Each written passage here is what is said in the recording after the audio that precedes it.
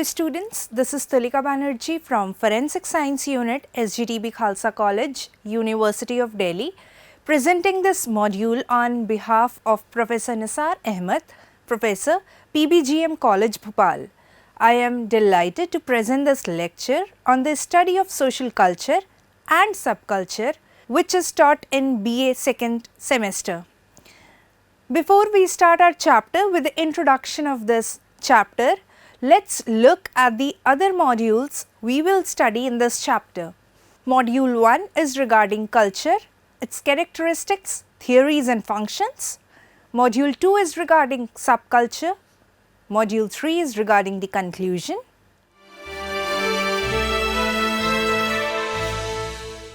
The simplest way to think about culture is to think about the distinction between nature, which is our biology and genetics, and nurture, our environment and surroundings that also shape our identities. Because of our biology and genetics, we have a particular form and we have certain abilities. But our biological nature does not exclusively determine who we are. For that, we need culture. Culture is the non-biological or social aspect of human life. Basically, anything that is learned by humans is a part of culture. Generally speaking, the following elements of social life are considered to be representative of human culture, such as stories, beliefs, media, ideas and works of art, religious practices, fashion, rituals, specialized knowledge and common sense.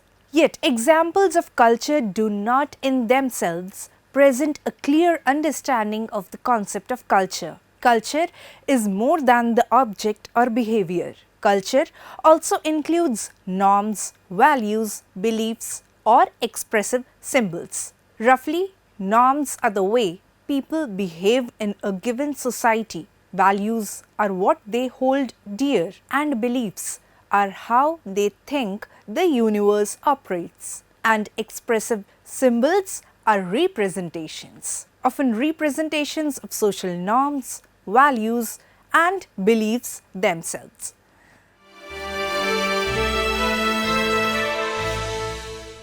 Culture is a part of the external influence that impact the consumer. That is, culture represents influences that are imposed on the consumer by other individuals. The definition of culture offered in one textbook is that complex whole which includes knowledge, belief, art, morals, custom or any other capabilities and habits acquired by person as a member of society. From this definition, we make the observations that culture as a complex whole is a system of interdependent components. Knowledge and beliefs are important parts. In the US, a person who is skilled and works hard get ahead. In other countries, it may be believed that the differences in outcome result more from luck. Chungking, the name for China in Chinese, literally means the Middle Kingdom. The belief among ancient Chinese that they were in the center of the universe greatly influenced by their thinking. Other issues are relevant. Art, for example, may be reflected in the rather arbitrary practice of wearing ties in some countries and wearing turbans in others. Morality may be exhibited in the view of the United States that one should not be naked in public. In Japan, on the other hand, groups of men and women may take steam baths together without being perceived as improper. On the other extreme, women in some Arab countries are not even allowed to reveal their faces. Notice by the way that what at least some countries view as moral may in fact be highly immoral by the standards of another country. For example, the law that once banned interracial marriages in South Africa was named the Immorality Act, even though in most civilized countries this law and may degree of explicit racial prejudice would itself be considered highly immoral. Characteristics of culture. Culture has several important characteristics. Culture is comprehensive. This means that all parts must fit together in some logical fashion. For example, bowing under a strong desire to avoid the loss of face are unified in their manifestation of the importance of respect. Culture is learned rather than being something we are born with.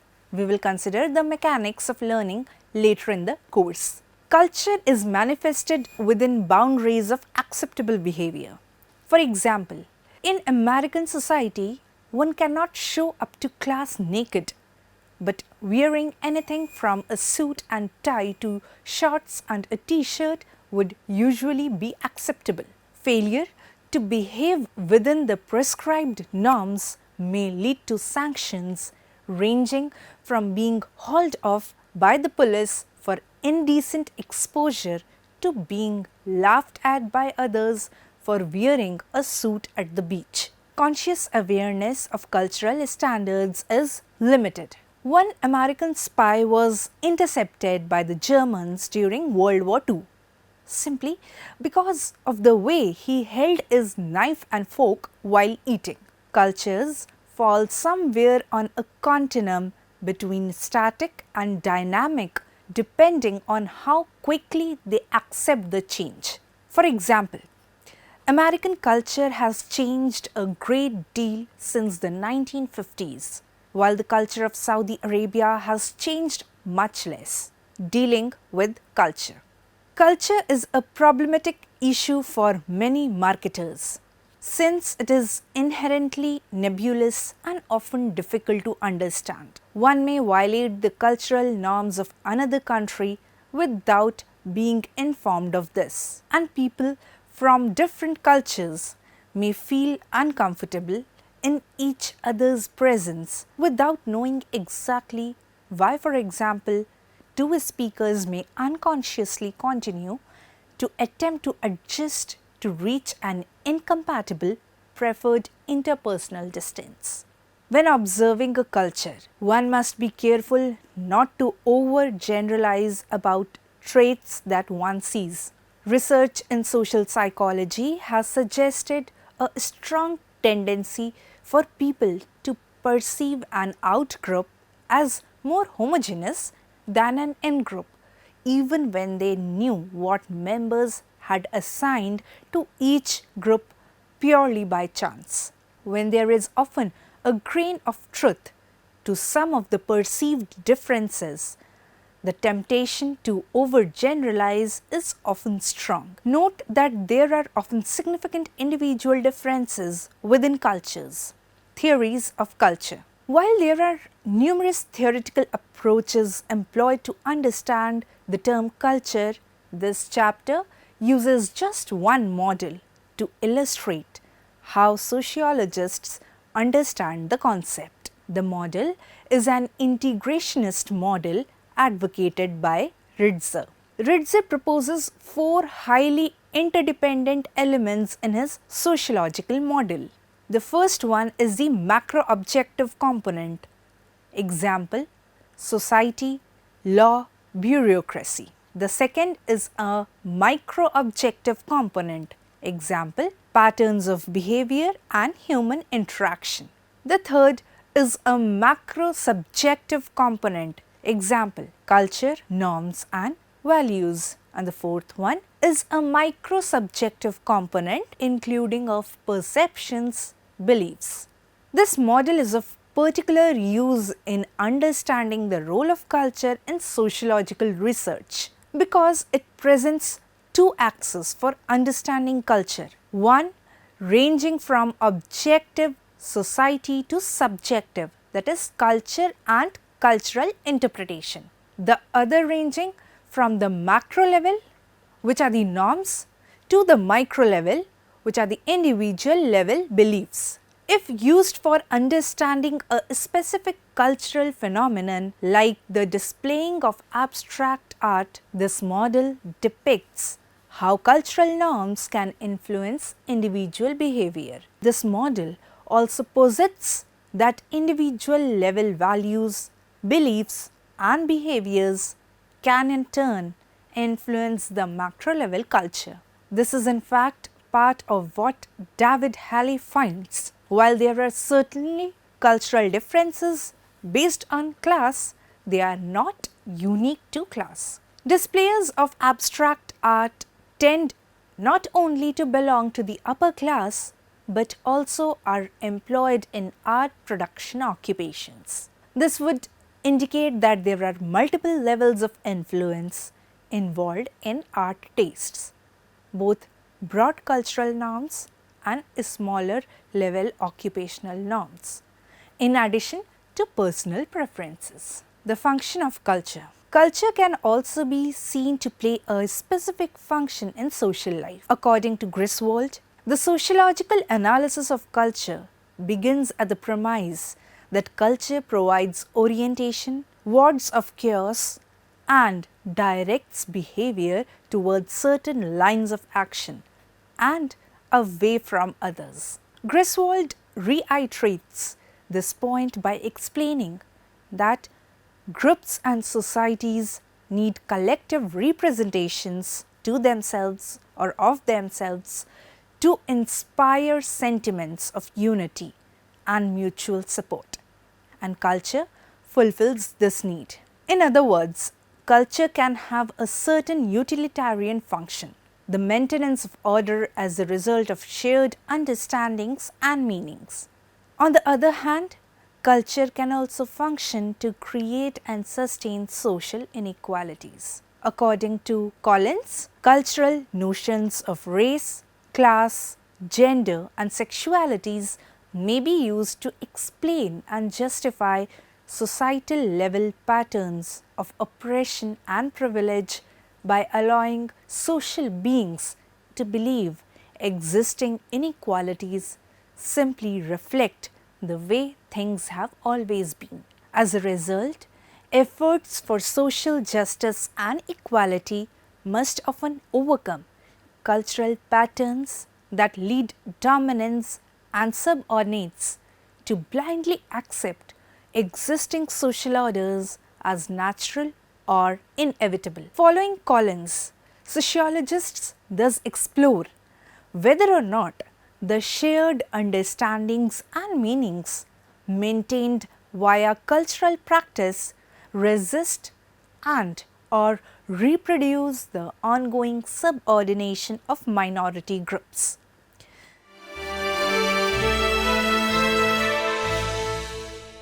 A subculture is a group of people with a culture that differentiates them from the larger culture to which they belong. A culture often contains numerous subcultures which incorporate large parts of the broader cultures of which they are part. In specifics, they may differ radically. Subcultures bring together like-minded individuals who feel neglected by societal standards and allow them to develop a sense of identity. Subcultures can be distinctive because of the age, ethnicity, class, location and or gender of the members. The qualities that determine a subculture as distinct may be linguistic, artistic, religious, political, sexual, geographical or a combination of factors. Early definitions of subculture proposed the term to refer to a unified subset or division of the wider national culture, one that had an integrative function for the individual member. Other initial attempts at conceptualization preferred to employ the designations subworld, population segment or scene. But while precise agreement has never been reached over what constitutes subcultures, they can fundamentally be regarded as social groups whose specific shared culture, lifestyle, or identity is distinctive enough to mark them off as different in some significant way from their parent culture, that is, the immediate cultural milieu from which they arise. They can be organized around many kinds of shared interests and activities, including drug taking, fashion and music, or sports. Any particular social class, age span, gender, or ethnicity could conceivably dominate membership, although sociological studies of subcultures have often focused on those composed of white, male, working class youths. In a pluralistic and highly differentiated society, cultural identifications do not all wield the same influence or share equal status. Rather, they are unevenly ranked in terms of power. So, it is broadly possible to identify cultural clusters that stand in mutual relationships of domination and subordination. While subcultures can emerge from relatively powerful parent cultures, such that they can be considered enclaves within the dominant culture. Ultra radical groups of this kind, whose values and activities are too sharply opposed to those of the dominant culture and or that are perceived to have developed a potentially revolutionary political self-awareness, tend to be conceptualized as contracultures or more often countercultures. On the other hand, the term subculture is rarely used to denote sets of practices that are too conservative, reactionary, or reflective of the dominant culture. The assumption is that subcultures are inherently oppositional, are necessarily predicated on some form of disorder, delinquency, or deviance. Furthermore, they are also held to be subterranean. Their underground status and lack of formal barriers to membership contrasting sharply with the bureaucratic entry requirements of official organizations and legitimately sanctioned groups. The concept of subculture has therefore more typically been applied to those groups arising from a subordinated parent class culture whose position in relation to the dominant culture is less clearly articulated or overtly politicized than those of the countercultures. Subcultures and symbolism.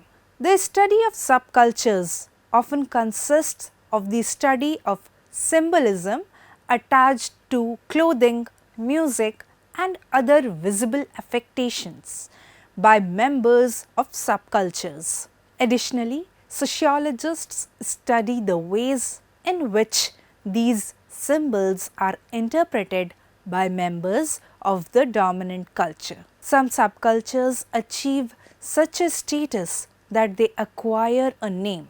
Members of a subculture often signal their membership through a distinctive and symbolic use of a style, which includes fashions, mannerisms, and argot. Examples of subcultures could include bikers, military personnel, and Star Trek fans. Identifying subcultures. It may be difficult to identify certain subcultures because their style, particularly clothing and music, may be adopted by mass culture for commercial purposes. Businesses often seek to capitalize on the subversive allure of subcultures in search of cool, which remains valuable in selling of any product. This process of cultural appropriation may often result in the death or evolution of the subculture as its members adopt new styles that appear alien to the mainstream society. In the year 2007, Ken Gelder proposed 6 key ways in which subcultures can be identified. First is through their often negative relations to work as idle, parasitic, at play or at leisure, etc. Through their negative or ambivalent relation to class, since subcultures are not class conscious and don't conform to traditional class definitions. Through their association with territory, the street, the hood, the club, etc., rather than property. Through their movement out of the home and into non-domestic forms of belonging, that is, social groups other than the family. Through their stylistic ties to excess and exaggerations, with some exceptions. Through their refusal of the banalities of ordinary life. Subcultural theories. Subcultural theories build upon the work of Merton. They say that deviance is the result of individuals conforming to the values and norms of a social group to which they belong. If you belong to a social group whose norms differ from those of the main society, then you will become a deviant. Cohen said, lower working class boys want to achieve the success which is valued by mainstream culture. But due to educational failure and the dead-end jobs that result from this, they have little chance of achieving their goals. This results in status frustration. The boys are at the bottom of the social structure and have little chance of gaining a higher status in society. This is similar to Merton's theory. However, Cohen said that instead of turning to crime, as Merton said, they reject the norms and values of mainstream society and instead turn to the norms and values of a delinquent subculture. In this subculture, the boys can achieve success because the social group has different norms and values from the rest of the society. So, in this culture, a high value is placed upon criminal acts such as stealing and vandalism, which are condemned by the mainstream society. In these subcultures, the individual who lacked respect in mainstream society can gain it by committing crimes such as vandalism and truancy.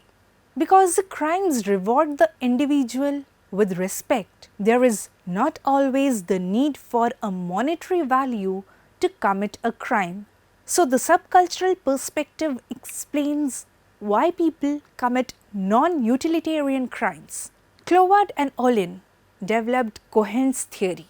They said that there are 3 different types of subcultures that young people might enter into, that is, criminal subcultures, conflict subcultures, and retreatist subcultures. Criminal subcultures tend to emerge in areas where there is a lot of organized adult crime. Here, there are criminal role models for young people and they learn how to commit criminal acts. In these subcultures, the young people can climb up the professional criminal ladder by committing more crimes.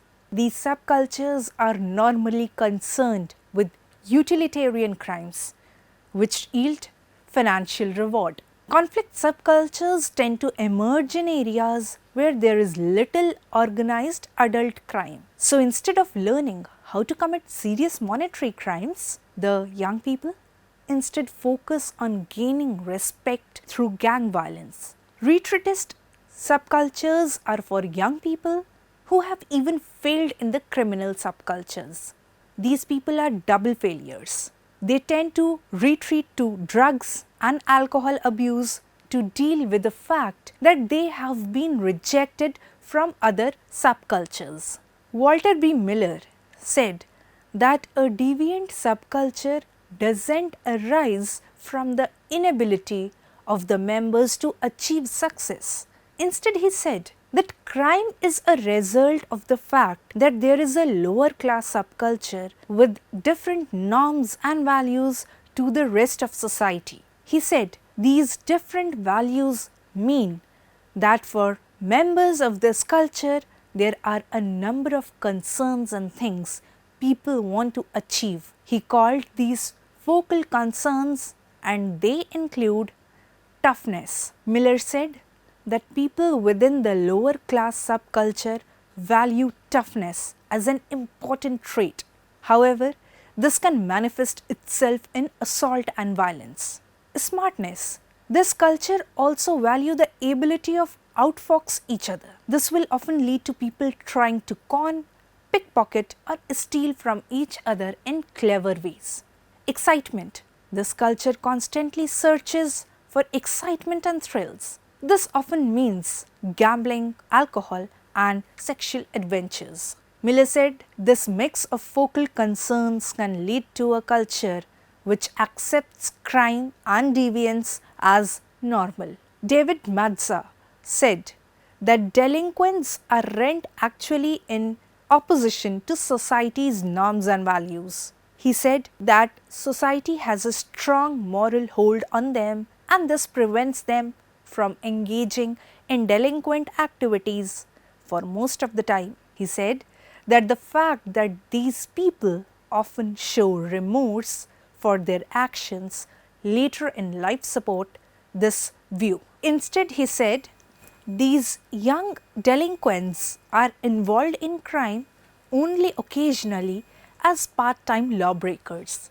Madza said that delinquents convince themselves they are not breaking the law, and this allows them to commit crimes whilst still accepting society's norms and values. However, Madza said that within mainstream societies, values there are subterranean values which promote the ideas of acting in the spur of the moment for excitement and thrills.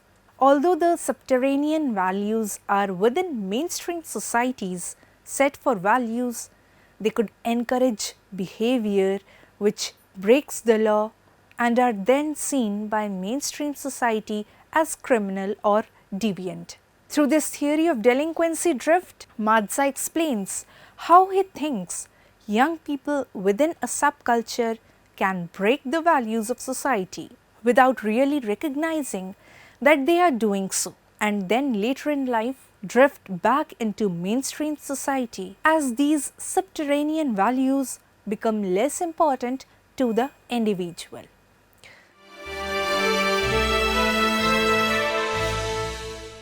So, what is culture? Understood most simply as a way of life of a particular society, culture entails a variety of aspects that include but are not limited to norms, values, beliefs or expressive symbols. Consequently, culture can encompass anything that provides meaning or can be given meaning among a group of people. There may be different meanings attached to the same object or symbol depending on the culture at hand. The cow, which can be found across the globe, is an edifying illustration of this point. Each culture has its own interpretation of what a cow is and means. In the US, we most often see a cow as something to eat in our daily life, but in India, many people see a cow as something to revere in their spiritual life. However, culture is not static, it is vulnerable to change, sometimes at a slow pace that is less visible and sometimes at a fast pace that is much more observable. For example, in the advent of globalization in recent years, there is some evidence that India has been moving towards greater consumption of beef and beef products. Only time will tell whether or not there will be a dramatic shift in Asian Indian culture with regard to the perception and treatment of cows due to globalization. Also, we have studied that subcultures incorporate large parts of the broader cultures of which they are part. In specifics, they may differ radically. Dear students, with this conclusion of our today's topic discussion comes to an end. We have learned in detail about culture and subculture. I hope you all have enjoyed this chapter. Do review the models from time to time. Do keep in mind what we discussed today. I'll be back with one more lecture in this series. If you want to learn more and enhance your knowledge, you may log onto our website www.cec.nic.in for MCQ, quizzes, LORs, etc. Make sure you revise the modules frequently so that you master the topic well and take up the exercises. Thank you for your time today. I'll see you in the next lecture. Keep learning, work hard and do revise the chapter. Goodbye.